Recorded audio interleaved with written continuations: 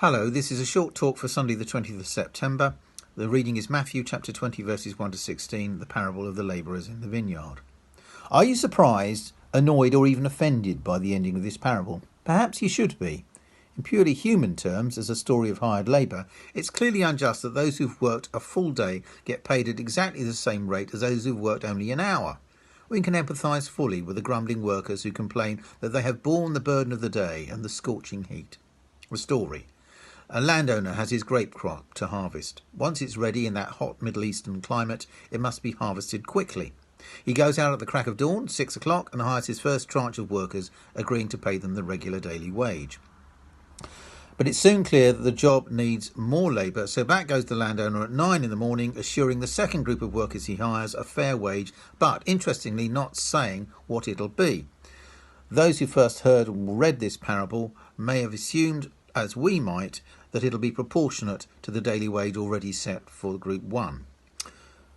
Yet more labourers are needed, though, to ensure this clearly enormous harvest doesn't go to waste, so back goes the landowner at midday and then at 3 in the afternoon and at 5, only an hour before clocking off time, and hires those who've never been hired by anybody. There was no social security in those days, so if you didn't work, chances were that neither you nor your family would eat. I think we can also assume that, as in most economies, the strongest and fittest workers were hired first, and the others, waiting increasingly listlessly and probably hopelessly in the marketplace, are the rejected ones. Yes, there'll be the lazy and the work-shy there, but there'll also be the elderly and the very young, including children, the frail, the sick and infirm, who may be ill but are still desperate to work, and the halt and the lame, whom, to use the Bible phrase, we would say now, people with disabilities. Yet the landowner, who still has a crop to gather, rejects no one. He makes no false promises and no exaggerated claims to those to whom he offers work. He accepts the contributions of all who are willing to come, and each is paid the same, a full day's wage. The landowner values each individual the same, whatever their ability or output. And the key verse is verse 15, where the landowner says to those who are grumbling, "Am I not allowed to do what I choose with what belongs to me? Or are you envious because I am generous?" All the workers are valued equally.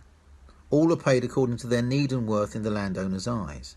Of course, this isn't really a parable about industrial relations or fair pay, but about God's relationship with us.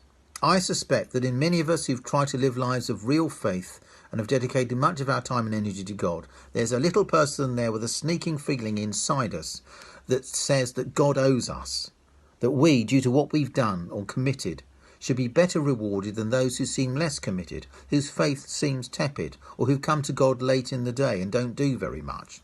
We can share the envy and resentment of those first workers, for we too have borne the burden of the day. But God doesn't reward people on merit, but through his boundless generosity and compassion.